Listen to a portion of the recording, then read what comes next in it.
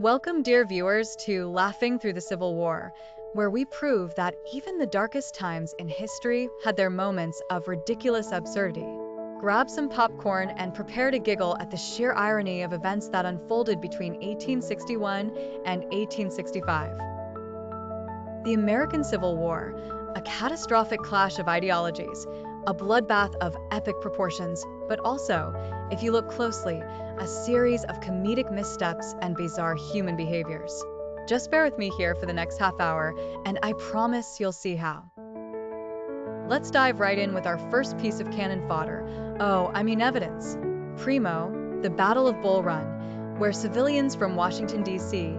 picnicked as they spectated a battle, only to scramble back in terror as the reality of war smacked them in the face. Arguably one of the oldest hold-my-beer moments in history. Citizens arrived with their families, dressed in their Sunday best, all set for an afternoon spectacle. Who knew a cannonball could turn a picnic into a sprinting marathon? Next, we examine the peculiar dietary habits of soldiers.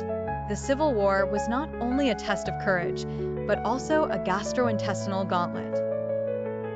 Hardtack, also known as toothbreaker biscuits, was so hard soldiers would carve their initials into them, a 19th century version of leaving a mark on the world. Let's not forget the sutlers, those enterprising vendors who sold soldiers everything from much-needed boots to dubious essentials like tins of spoiled oysters. Think of it as a battlefield Amazon, minus the 2-day shipping.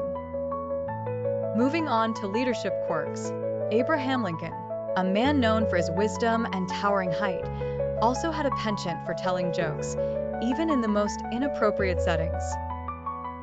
Take, for example, the time he told a crude joke about a horse and a chicken during a particularly tense cabinet meeting about the war.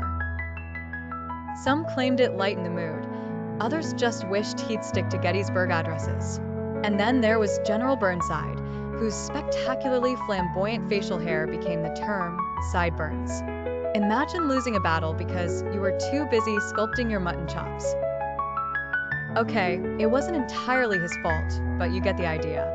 Generals weren't just strategy books on legs. They were flesh and blood people with eccentricities that sometimes bordered on vaudeville. Lastly, let's look at the middle of the battlefield truce between Union and Confederate soldiers. Christmas Eve, 1862, saw combatants exchanging not gunfire but plum pudding and tobacco, sort of like a deadly game of Secret Santa.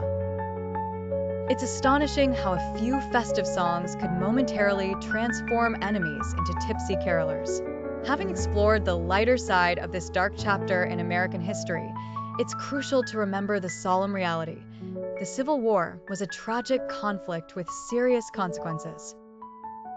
But if we can find a moment to laugh, even when surrounded by chaos, perhaps we can better understand our humanity. And that, my dear viewers, is the silver lining amongst the shrapnel shards. Thank you for joining us on this humorous historical journey. Until next time, stay curious and never underestimate the power of a good laugh, no matter the era.